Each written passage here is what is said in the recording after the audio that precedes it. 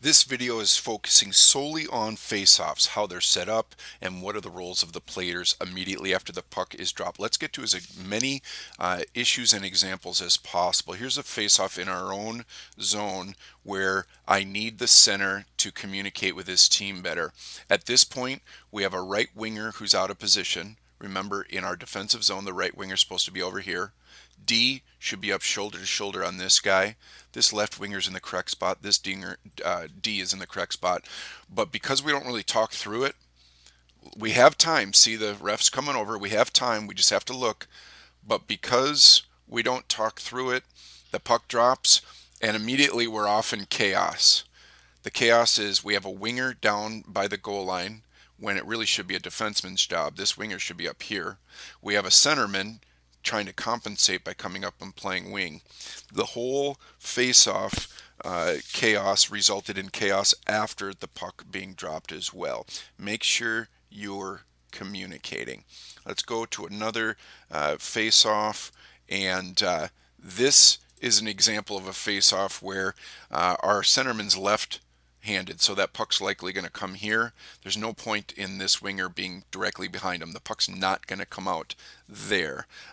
For another example that's really similar but slightly different, remember this centerman's left-handed.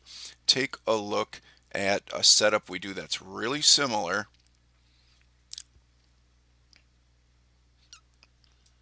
This is later in the game, but check it out. This winger, I don't particularly like where he is, but at least this centerman's right-handed, so we have a lot of player possibilities here. And let's see what happens. Boom. Puck comes to that area because that centerman's right-handed. It makes more sense. Let me show you a face-off where I really felt like we needed a plan but didn't have one. Okay. This is an example where I think we missed it, so I'm gonna see if I can track it again. All right, this face-off happens. I could tell nobody had talked. We really didn't have a plan, and nobody really knew what to expect. I'll show you a little. Watch how people get together. There's no talking. There's no communication. Ref comes in, and boom, the puck drops.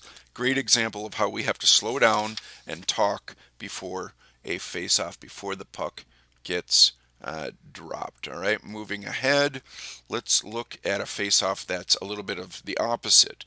Watch this. This is what I like to see. Okay, these guys are talking, they're communicating, and then they come in to do their face-off.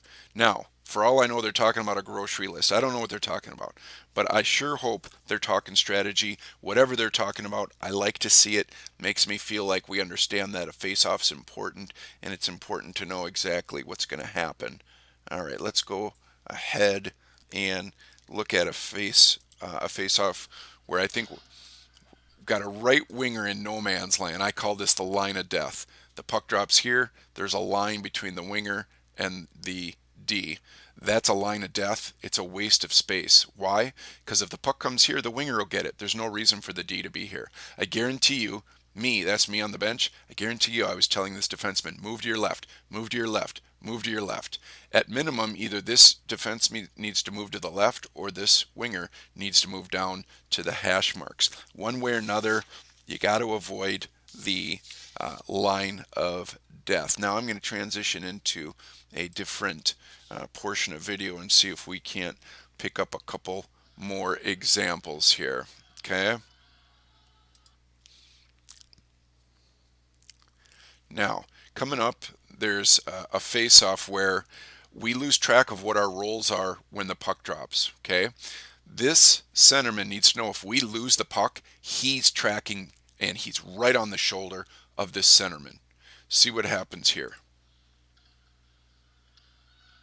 We lose the face-off, that centerman takes off, and this centerman doesn't.